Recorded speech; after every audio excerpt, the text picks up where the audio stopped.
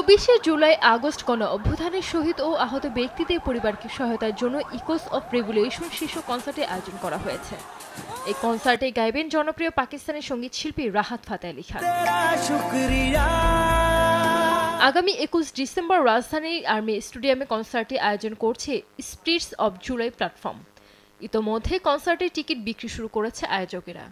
এখান থেকে আয় হওয়া অর্থ শহীদ ও আহত ব্যক্তিদের পরিবার নিয়ে কাজ করা কল্যাণমূলক সংস্থা জুলাই শহীদ স্মৃতি ফাউন্ডেশনে দেওয়া হবে। এই কনসার্ট থেকে আয়কৃত পুরো অর্থ শহীদ এবং আহতদের পরিবারের পাশে দাঁড়ানোর জন্য সংস্থা জুলাই শহীদ স্মৃতি ফাউন্ডেশনের সাথে আমরা অলরেডি একটি চুক্তিও করেছি। আমাদের পুরো টাকা সেখানে দান করা হবে। মঙ্গলবার ১৭ ডিসেম্বর এই কনসার্ট ঘিরে বেশ কিছু সুখবর জানিয়েছেন আয়োজকরা। সংবাদ সম্মেলনে জানানো হয়েছে মোট ৩টি ক্যাটাগরিতে কনসার্টের টিকিট বিক্রি হচ্ছে। সাধারণত মোট ৩টি ক্যাটাগরিতে আমরা টিকিট বিক্রি করছি। প্রথমত ভিআইপি টিকিটের মূল্য ছিল ১০,০০০ টাকা। আমাদের ১৬ ডিসেম্বরে প্রতিনিধিত্বকারী সংখ্যা ১৬% ডিসকাউন্ট দিচ্ছি এই সেগমেন্টে। এখানে ছাড় সহ শিক্ষার্থীরা ৮,৪০০ টাকায় এই টিকিট ক্রয় করতে পারবে। এছাড়াও দ্বিতীয় সারি অর্থাৎ ফ্রন্ট রো, এখানে টিকিটের মূল্য ছিল ৪,৫০০ টাকা। এখান থেকে আমরা ২০২৪ সাল, যেহেতু আমাদের গণ অভ্যুত্থানের সাল, এজন্য আমরা ২৪ সংখ্যাটি প্রতিনিধিত্বকারী হিসেবে ২৪% ছাড় দেওয়ার চিন্তা করেছি। অর্থাৎ ৪৫০০ টাকার টিকিট ছাড় সহ শিক্ষার্থীরা ৩,৪২০ টাকায় ক্রয় করতে পারবে।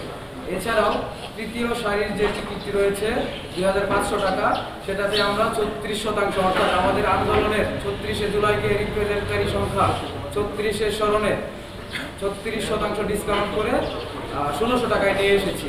সংবাদ সম্মেলনে আরও জানানো হয়, কনসার্টের দিন জনদুর্ভোগের কথা বিবেচনা করে বাংলাদেশ সেনাবাহিনী জাহাঙ্গীর গেট এবং জিয়া কলোনি গেট বেলা ২টা থেকে রাত ১১টা পর্যন্ত খুলে দেওয়ার সিদ্ধান্ত নেওয়া হয়েছে।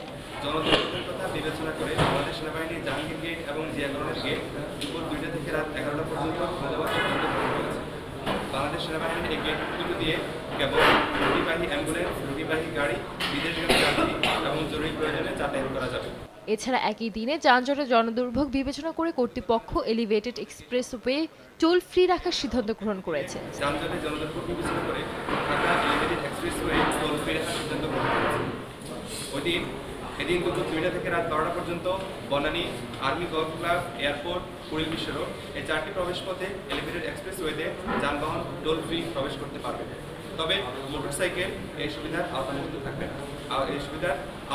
থাকবে না। কনসার্টের দিন ট্রাফিক শৃঙ্খলা বজায় রাখার স্বার্থে স্টাফ রোড, রেলগেট থেকে নেভি হেডকোয়ার্টার্স পর্যন্ত উত্তরা থেকে মহাখালী অভিমুখী রাস্তাটি বন্ধ থাকবে। তবে বিপরীতমুখী রাস্তা খোলা থাকবে। এ সময় যানজটের দুর্ভোগ এড়াতে বিকল্প রাস্তা ব্যবহার করার জন্য জনসাধারণকে অনুরোধ করেছে আয়োজকেরা। যেহেতু আমরা একটা আর্মি কম্পাউন্ডের ভিতরে আমাদের প্রোগ্রামটা করছি, এমন কোনো জিনিস যেটা জাতীয় নিরাপত্তার জন্য হুমকি সৃষ্টি করতে পারে, এই ধরনের সেনাবাহিনী থেকে যদি কোনো ধরনের নির্দেশনা থাকে সেগুলো অবশ্যই তাদেরকে পালন করতে হবে। আমরা এখন শুধু স্মোকের বিষয়টাই জেনেছি, যে স্মোক রিলেটেড যে জিনিসগুলো আছে এগুলো ক্যারি না করার জন্য। সানজিদ আক্তার, দেশ টিভি। সহযোগিতা এবং নৈতিকতার নিশ্চয়ই পরিচয় দিব।